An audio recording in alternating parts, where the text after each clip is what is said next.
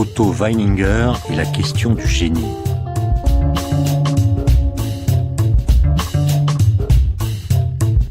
Le 3 octobre 1903, un tout jeune philosophe, Otto Weininger, se suicidait à Vienne d'une balle en pleine tête, dans une chambre qu'il avait louée dans l'immeuble où Beethoven était mort 3/4 de siècle plus tôt.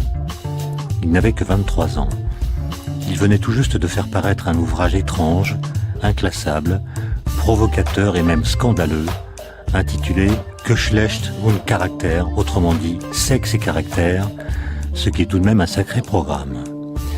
Il y parlait de presque tout, du génie, de la génialité si l'on peut dire, de la musique, du sentiment de décadence, de la haine de soi, de la sexualité de l'homme et surtout de celle de la femme. Ce livre marqua les plus grands esprits et ne laissa presque personne indifférent. Il connut d'ailleurs de très nombreuses rééditions, 36 jusqu'en 1925, et également de très nombreuses traductions. Il faut dire qu'à côté des outrances, des contradictions, des aphorismes bizarres et des théories bancales qui y foisonnent, il est parsemé de constats sur la société moderne qui continuent de nous percuter. Sigmund Freud considérait qu'Otto Weininger était un pur génie. Ludwig Wittgenstein le tenait en grande estime, tout comme Karl Kraus, Stefan Zweig, Robert Musil, James Joyce, Franz Kafka, Georges Bataille ou encore Émile Cioran, excusez du peu. Mais d'autres considérèrent que ce chaman de l'intelligence n'avait été qu'un enragé victime de ses problèmes, un aliéné, un individu possédé par des forces qui le débordaient. D'où la question, qu'est-ce au juste que le génie ? Depuis quelques décennies, il semble qu'il ne convienne plus de poser cette question car le mot génie gêne. Jacques Derrida, explique-t-on, aurait en quelque sorte clos le sujet en affirmant « à accorder la moindre légitimité au mot génie, on signerait une démission de tous les savoirs. On y avouerait une adoration muette devant l'ineffable de ce qui, dans la valeur courante du mot génie, associe souvent le don à la naissance, le secret au sacrifice. » Malgré cette mise en garde pas très claire, nous allons reposer la question à la lumière du cas Otto Weininger. Qu'est-ce au juste qu'un génie ? Et quel lien y a-t-il ou n'y a-t-il pas entre le génie et la folie ? Entre le génie et le suicide. Ceux qui pensent ce que les autres ne pensent pas, ou qui voient au-delà des réalités empiriques, auraient-ils plus de mal que nous autres à vivre en société ? Seraient-ils condamnés à éprouver l'angoisse d'un exilé chez les araignées, la pulsion irrépressible de plier bagages, un désir fou d'errance définitive ? Pour discuter de tout cela, j'ai invité Jacques-Antoine Malarevitch. Bonjour. Bonjour. Vous êtes psychiatre et vous publiez un livre intitulé « L'énigme Otto Weininger ». Vous êtes psychiatre. Oui. Qu'est-ce qui vous a intéressé dans ce personnage très connu en Allemagne, en Autriche et assez peu connu, je crois, en France ? Quasiment peu connu en France, tout à fait. Je suis parti de ce qu'a dit Freud de lui, c'est-à-dire, il en a parlé à plusieurs reprises, il le considérait comme un génie. Et quand on lit Sexe et caractère, qui n'a été traduit en français qu'en 1975, donc bien tardivement, ce qui est frappant, c'est l'antisémitisme. Weininger était juif, et l'antiféminisme. Et donc, il était juif et antisémite. Oui, bien sûr, comme certains à cette époque. Oui, bien sûr. Donc, quand on met ces deux faits l'un à côté de l'autre, lui, un génie considéré donc parfois comme un génie alors qu'il écrit un livre qui est un véritable brûlot et en même temps un succès de librairie absolument remarquable, il y a de quoi se poser des questions qui, effectivement, en reviennent à l'anachronisme. C'est-à-dire, qu'est-ce qui fait qu'en 1903 et dans les années qui ont suivi, il a été considéré par beaucoup, pas par tous, mais par beaucoup comme un génie. Donc ça nous ramène un peu en arrière à une des définitions possibles du génie. Est-ce qu'il était connu comme tel, comme génie, durant son vivant, si j'ose dire ? Non. Il est mort à 23 ans, mais vous dites quelque part dans votre livre que derrière son corbillard marchait Stefan Zweig et Ludwig Wittgenstein qui n'avait que 14 ans. Oui, on n'en est pas très sûr. C'est une image quand même qui est assez agréable à imaginer, mais effectivement, Wittgenstein aurait eu 14 ans et il aurait suivi il aurait été présent dans le cortège funèbre de Weininger en 1903. Mais ça fait partie justement du caractère romantique du personnage. Je crois que c'est la première raison pour laquelle il a pu être considéré comme un génie par certains, c'est-à-dire ce romantisme, c'est quoi? C'est le suicide, c'est une espèce de James Dean, hein, c'est le James Dean de la bisexualité ou de la philosophie. Le génie était considéré comme quelqu'un de précoce, quand même. À 23 ans, il sort un bouquin qui est... Et il a tout lu. Il a tout lu. Il a essayé de tout dire à propos de la bisexualité, notamment de la sexualité féminine. Qu'est-ce que c'est que la bisexualité dans le langage de l'époque? D'abord, beaucoup de gens s'y intéressaient à la bisexualité. Ça, ce sont les suites quand même de Darwin qui a amené la question de la biologie dans l'évolution avec la fameuse analogie entre ontogénèse et phylogénèse. Donc on s'y intéresse beaucoup et surtout un ami de Freud qui s'appelait Fliess, hein, qui introduit d'après lui la question de la bisexualité dans la psychologie, laquelle psychologie est en train de naître également. Fliess en parle à Freud, Freud en parle à un de ses patients, qui était un ami de Weininger. Bon. Donc du coup, l'idée se transmet de cette façon, et Weininger prend ça au vol, en quelque sorte, et développe d'abord sur un plan purement physiologique et biologique, il essaye de faire le résumé des connaissances de l'époque. Donc, si on suit Weininger, ce qui est d'ailleurs intéressant parce que ça peut rapprocher des théories actuelles sur le genre, on est un mélange effectivement, ça veut dire qu'on n'a pas un choix hétéro ou homosexuel, on est un mélange d'éléments masculins et d'éléments féminins, lequel mélange se modifie constamment dans le temps, au cours des âges, ce qui peut donner des manifestations même au niveau du corps. Donc, il a une ambition absolument prométhéenne. Il n'est pas le seul. Fliess, c'est la même chose.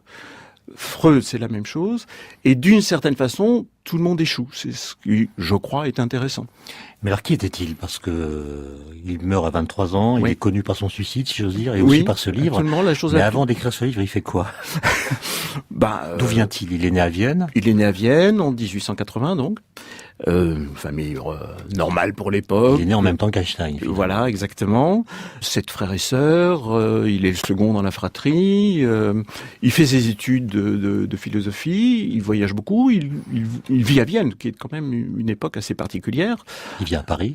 Il vient à Paris en 1900 à un congrès de psychologie. Il a 20 ans, hein, donc. Et là, il discute avec des gens beaucoup plus renommés que lui et il défend ce qui, je crois, est aussi l'intérêt qu'il a eu à l'époque. Il défend une vision philosophique de la psychologie. Et il s'oppose à une vision expérimentale de la psychologie. Qui est pourtant très à la mode à cette époque-là. Absolument, exactement. Donc, en fait, Weininger est exactement au point de rencontre entre une ancienneté, disons, romantique du 19e siècle et une modernité qui est en train de s'imposer. Tout comme la ville d'ailleurs, tout comme la culture viennoise. Et il a représenté pour ses contemporains la pointe la plus acérée, la plus provocante de la réaction contre la modernité, contre ce qui était considéré par beaucoup comme une décadence. Le progrès est une décadence. Voilà. Ça, c'est le sentiment romantique. Exactement. Laquelle décadence était due pour beaucoup de ses contemporains aux femmes et aux juifs. D'où, évidemment, dans toute bonne logique, son antisémitisme et son antiféminisme. Donc, il est exactement au passage entre ces deux périodes, entre cette modernité et cette ancienneté. C'est un homme du 19e siècle, mais qui parle de la modernité en la remettant en question, comme si, effectivement, il était... le témoin le plus représentatif, mais en même temps, il intègre la biologie, il intègre la physiologie. Il n'est pas le seul à l'époque à penser la modernité comme une menace. L'empereur François-Joseph, dites-vous, oui. à cette époque-là, refuse de se servir du téléphone, il refuse de monter dans une automobile, refuse de lire des lettres tapées à la machine. Oui. Et donc, c'est cette idée que l'idée de progrès, idée qui se retrouve d'ailleurs aujourd'hui dans certains discours, absolument, nous arracherait à notre identité fondamentale. Exactement. Et c'est effectivement ce terme identité qui est important parce que toute période de crise pose la question de l'identité dans ses multiples dimensions, y compris, a priori, notre époque actuelle. Donc la bisexualité, est une façon d'aborder la question de l'identité. Alors tout ça se passe à Vienne, dont vous dites que c'est le pandémonium d'une société qui va pas très bien finalement, puisque le pandémonium c'est la capitale imaginaire des enfers. Voilà. Et donc qu'est-ce qui se passe à Vienne à cette époque? On connaît les récits de Zweig qui a bien connu cette époque et cette ville. Alors, comment est-ce que vous, Jacques-Antoine Malerovitch, vous parleriez de cette époque? D'abord, Stefan Zweig a bien connu Weininger. On a de lui les descriptions les plus fidèles a priori. Alors, Vienne, disons celle de l'Empire austro-hongrois, qui est d'abord un empire bizarre. C'est bicéphale, hein, c'est l'Autriche plus la Hongrie. Donc, comme vous l'avez dit, effectivement, un empereur qui refuse cette modernité, en tout cas dans son quotidien, mais en même temps voit la ville de Vienne se transformer avec des bâtiments absolument remarquables autour du Ring, etc. C'est une ville cosmopolite. On y parle beaucoup de langues. La langue devient une chose importante. Et surtout, on parle beaucoup du sexe. Enfin, le sexe est omniprésent. Il suffit de voir les œuvres de Kokoschka, par exemple, où il y a une érotisation absolument remarquable du corps féminin, notamment. Et en même temps, évidemment, il y a l'émergence de la psychologie. Et on s'intéresse, encore une fois, à la suite de Darwin, on s'intéresse à la sexualité, et surtout à la sexualité de l'enfant et de la femme. Donc c'est un domaine nouveau. Otto Weininger a eu comme professeur Krafft Ebing, qui est le grand théoricien de la sexualité à la fin du 19e siècle. Donc le sexe est une chose importante. Freud n'est pas le seul à en parler. Il est même par certains considéré un peu comme un rétrograde. La nouveauté, c'est qu'on en parle sans utiliser de locution et d'expression latine. Ça, c'est tout à fait nouveau et c'est tout à fait intéressant pour les gens de l'époque. C'est-à-dire, on passe dans la langue commune. Un peu comme Galilée qui écrit en langue vulgaire plutôt qu'en latin pour que tout le monde comprenne ce qu'il a à dire. Absolument.